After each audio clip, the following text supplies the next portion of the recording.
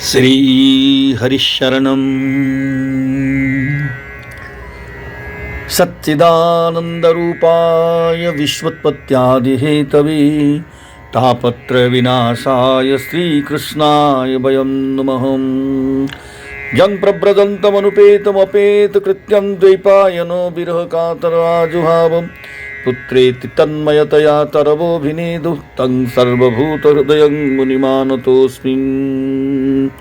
यस्वानुभावमखिलश्रुतिसारमेकं अध्यात्मदीपमतितितीर्षतां तमुन्धं संसारिणां करुणयाः पुराणगुह्यं तं व्याससूनुमुपयामि गुरुं मुनीनां। नारायणं नमस्कृत्य नरं चैव नरोत्तमं देवीं सरस्वतीं व्यासं ततो जयमुदीरयेत्। श्रीहरिशरणं मृत्युर्जन्मवतां वीरदेहेन सह जायते अद्य बद्धसतां ते वा मृत्युर्वै प्राणिनां ध्रुवः। देहे पंचत्वमापन्ने देही कर्मानुगोद्वसः देहान्तरमनुप्राप्य प्राक्तनं त्यजते वपुः। व्रजं तिष्ठन् पदैकेनं जथैवैकेन गच्छति तथा तृणजलूकैवं देही कर्मगतिं गतः। वीर जन्मवतां मृत्युः देहेन सह जायते अद्य वा अब्धशतं वा प्राणिनां मृत्यु वै ध्रुवः।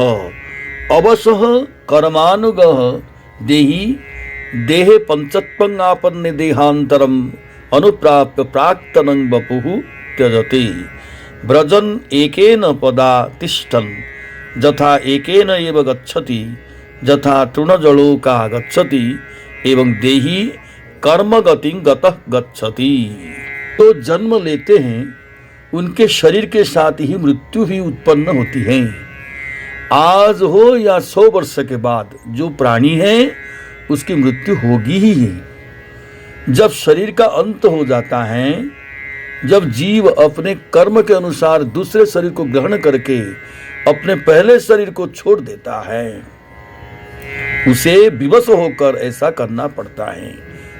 जैसे चलते समय मनुष्य एक पैर जमा कर ही दूसरा पैर उठाता है, और जैसे जोंक किसी अगले तिनके को पकड़ लेती है तब पहले के पकड़े हुए तिनके को छोड़ती है, वैसे जीव भी अपने कर्म के अनुसार किसी शरीर को प्राप्त करने के बाद ही इस शरीर को छोड़ता है। स्वप्ने यथा पश्यति देहमीदृशं मनोरथेनाभिनिविष्ट चेतनः दृष्टश्रुतभ्यां मनुषानुचिन्तयन् प्रपद्यते तत्किमपि ह्यपस्मृतिः।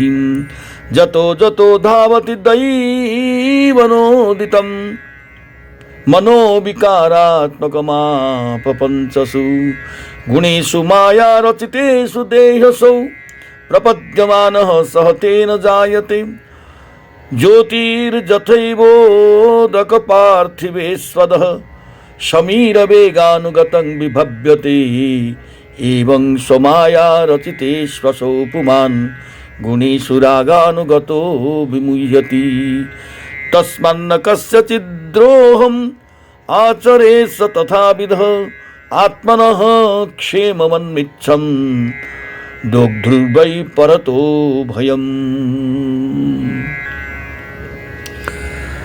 दृष्टश्रुताभ्यां मनसा अनुचिन्तयन् मनोरथेन अभिनिविष्ट चेतनः स्वप्ने यथा ईदृशं देहं अपस्मृतिः पश्यति तथा देही तत्किंगपि प्रपद्यते।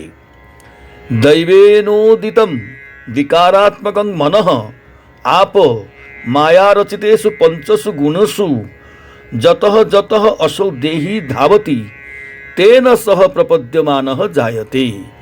यथा उदकपार्थिवेषु अधः ज्योतिः समीरवेगानुगतं विभव्यते एवं स्वमायारचितेषु गुणेषु असौ पुमान् रागानुगतः विमुह्यति। तस्मात् आत्मनः क्षेमम् अन्विच्छन् स तथाविधः कस्यचित् द्रोहम् आचरेत् दोग्ध्रु वै परतः भयम्। जैसे कोई पुरुष जागृत अवस्था में राजा के ऐश्वर्य को देखकर और इंद्रादि के ऐश्वर्य को सुनकर उसकी अभिलाषा करने लगता है और उसका चिंतन करते करते उन्हीं बातों में घुल मिलकर एक हो जाता है तथा स्वप्न में अपने को राजा या इंद्र के रूप में अनुभव करने लगता है, साथ ही अपने दरिद्रावस्था के शरीर को भूल जाता है। कभी कभी तो जागृत अवस्था में ही मन उन बातों का चिंतन करते करते तन्मय हो जाता है और उसे स्थूल शरीर की सुधि नहीं रहती। वैसे ही जीव कर्मकृत कामना और कामनाकृत कर्म के बस होकर दूसरे शरीर को प्राप्त हो जाता है और अपने पहले शरीर को भूल जाता है। जीव का मन अनेक विकारों का पुंज है। देहांत के समय वह अनेक जन्मों के संचित और प्रारब्ध कर्मों की वासनाओं के अधीन होकर माया के द्वारा रचे हुए अनेक पांच भौतिक शरीरों में से जिस किसी शरीर के चिंतन में तल्लीन हो जाता है और मान बैठता है कि यह मैं हूं, उसे वही शरीर ग्रहण करके जन्म लेना पड़ता है। जैसे सूर्य चंद्रमा आदि चमकीली वस्तुएं जल से भरे हुए घड़ों में या तेल आदि तरल पदार्थों में प्रतिबिंबित होती हैं और हवा के झोंके से उनके जल आदि के हिलने डोलने पर उनमें प्रतिबिंबित वस्तुएं भी चंचल जान पड़ती हैं, वैसे ही जीव अपने स्वरूप के अज्ञान द्वारा रचे हुए शरीर में राग करके उन्हें अपना आप मान बैठता है और मोहवश उनके आने जाने को अपना आना जाना मानने लगता है। इसीलिए जो अपने कल्याण चाहता है उसे किसी से द्रोह नहीं करना चाहिए, क्योंकि जीव कर्म के अधीन हो गया है और जो किसी से भी द्रोह करेगा उसको इस जीवन में शत्रु से और जीवन के बाद परलोक में भयभीत होना ही पड़ेगा। जय श्री कृष्ण।